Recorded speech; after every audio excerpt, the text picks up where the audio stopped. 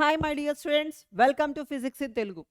So ఈరోజు మీకు chemistry అన్నది ఈ ఐపీ ఎగ్జామ్స్ ఉన్నాయి కాబట్టి ఈ కెమిస్ట్రీ అన్నది 30 డేస్లో ఎలా ప్లాన్ చేసుకోవాలి, ఎలా చదవాలి, ఎలా ప్రాక్టీస్ చేయాలి, 8 మార్క్స్ 6 మార్క్స్ 4 మార్క్స్ క్వశ్చన్స్ ఎలా చదువుకోవాలి, 2 మార్క్స్ క్వశ్చన్స్ ఎలా చదువుకోవాలి, ఇవన్నీ డిస్కస్ చేసుకుందాం.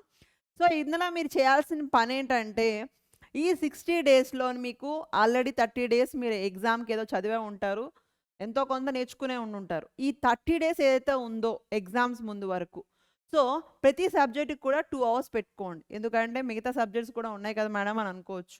సో ఈ 6 సబ్జెక్ట్స్ ఏవైతే ఉన్నాయో ఎవ్రీ సబ్జెక్ట్కి 2 అవర్స్ పెట్టుకోండి. 8 అవర్స్ ఆ 6 అవర్స్ అనేది నిద్రపోండి. తర్వాత మీరు ఒక 4 అవర్స్ మీ బ్రేక్ తీసుకుంటారా, లేక మధ్య మధ్యలో హాఫ్ అన్ అవర్ బ్రేక్ తీసుకుంటారా, లేక చదువుకుంటారా, ఆడుకుంటారా, మీకు ఇష్టమైన యాక్టివిటీ. కొంతమందికి డ్రాయింగ్ వేస్తే వాళ్ళ యొక్క బ్రెయిన్ అనేది యాక్టివ్ అవుతుంది. సో మై సెల్ఫ్ ఎక్స్పీరియన్స్ అది. సో డ్రాయింగ్ వేసుకుంటారా, మీ మైండ్ ఫ్రెష్ అంతా అవుతుంది. సో ఈ రకంగా మీరు ఏది మీకు ఇంట్రెస్ట్ ఉందో ఆ మధ్య మధ్యలో బ్రేక్ తీసుకుంటూ మీరు ఆ టాపిక్కి ఆ పర్టికులర్ యాక్టివిటీ అనేది చేసుకోండి. సో ఇప్పుడు నేను చెప్పేది ఏంటంటే మీకున్న కెమిస్ట్రీ సబ్జెక్ట్ ఏదైతే ఉందో ఈ సబ్జెక్ట్ అనేది ఈ 30 డేస్ ఎలా ప్లాన్ చేసుకోవడం వల్ల మీరు 60 అవుట్ ఆఫ్ 60 తెచ్చుకోగలుగుతారు అన్నది ఒక చిన్న వీడియో ద్వారా మీకు ఎక్స్ప్లెయిన్ చేస్తున్నా.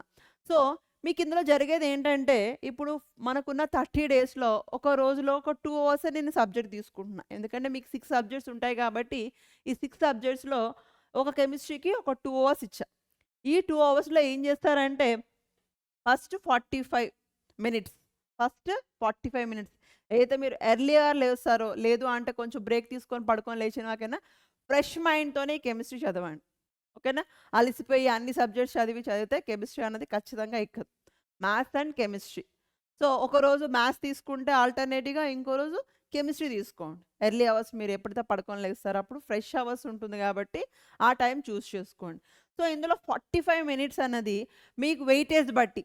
సో 8 మార్క్స్ క్వశ్చన్స్ ఏ వస్తున్నాయి, ఏ టాపిక్స్ నుండి 8 మార్క్స్ క్వశ్చన్ వస్తున్నాయి అనేది ఆ వెయిటేజ్ బట్టి అది చూస్ చేసుకొని ఆ 8 మార్క్స్ క్వశ్చన్ ప్రాక్టీస్ చేయడమే కాకుండా, చదవడమే కాకుండా ఖచ్చితంగా రాయండి. ఒక పేపర్ మీద చూడకుండా రాయడానికి ట్రై చేయండి.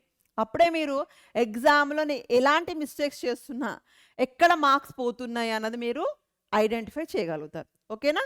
నెక్స్ట్ ఈ 45 మినిట్స్ మధ్యలో ఒక 2 మినిట్స్ 1 మినిట్ బ్రేక్ తీసుకోండి. ఇంకొక 49 మినిట్స్లో 4 marks questions and 2 marks questions. ఇవి ఎలా అడుగుతాడంటే మ్యాక్సిమం 2 మార్క్స్ క్వశ్చన్స్ అంది కాన్సెప్ట్ బేస్గా అడుగుతాడు కాబట్టి మీకు కాన్సెప్ట్ అర్థమైందా లేదా అనలైజ్ చేసుకోండి. ఇన్ కేస్ ఆ కాన్సెప్ట్ మీకు అర్థం కాలేదు, ఇంతకుముందు అంటే మేము చదువుకునే రోజుల్లో టెక్స్ట్ బుక్స్ లైబ్రరీకి వెళ్ళి చదవాల్సి వచ్చేది. ఇప్పుడు మీకు ఆ డౌట్ ఏం లేదు. అట్లీస్ట్ ఆ డెఫినేషన్లో ఒక స్పెల్లింగ్ అన్నది మీకు అర్థం కాకపోయినా ఆ టాపిక్ మీరు గూగుల్ చేస్తే ఆ టాపిక్కి సంబంధించి అన్నీ వచ్చేస్తాయి. ఫర్ ఎగ్జాంపుల్ డిఫ్యూజన్ అనో, లేక ఆర్డర్ అనో, లేక మాలిక్యులారిటీ అనో, ఇలాంటి డెఫినేషన్స్ మీకు కరెక్ట్గా అర్థం కాకపోతే మీరు గూగుల్ చేసుకొని ఈజీగా ఆ వీడియో మొత్తం ఎక్స్ప్లెయిన్ చేసుకుంటే మీ డౌట్ క్లారిఫై అయిపోతుంది. సో టెన్షన్ ఏం లేకుండా పీస్ ఆఫ్ మైండ్తో చదవడానికి ట్రై చేయండి. ఎందుకంటే ఈ 2 మార్క్స్ క్వశ్చన్స్ అన్నవి లాజికల్గా ఇస్తాడు కాబట్టి మీరు అర్థం చేసుకుంటేనే, కాన్సెప్ట్ అర్థమైతేనే రాయగలుగుతారు. Next one is 30 minutes. ఈ 30 మినిట్స్ అనేది చాలా క్రూషియస్.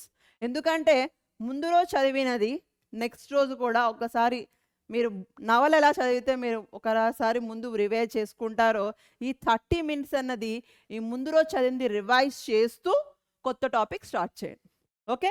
సో ఈ రకంగా ప్రతి 2 అవర్స్ని ఈ కెమిస్ట్రీ సబ్జెక్ట్ అనే కాకుండా ప్రతి సబ్జెక్ట్ని కూడా మీరు ఇలాగే అనలైజ్ చేసుకొని ఎగ్జామ్ రాయగలిగితే ఖచ్చితంగా 100 ఆఫ్ 100. ఇప్పుడు ఫర్ ఎగ్జాంపుల్ మ్యాథ్స్ తీసుకుంటే 75 అవుట్ ఆఫ్ 75, అదే ఇంగ్లీష్ అండ్ తెలుగు తీసుకుంటే అబోవ్ 95 అనేది ఖచ్చితంగా వస్తాయి. సో ఖచ్చితంగా మీరు చేయాల్సింది ఏంటి? Reading and writing and recollect. Okay? All the best my dear students.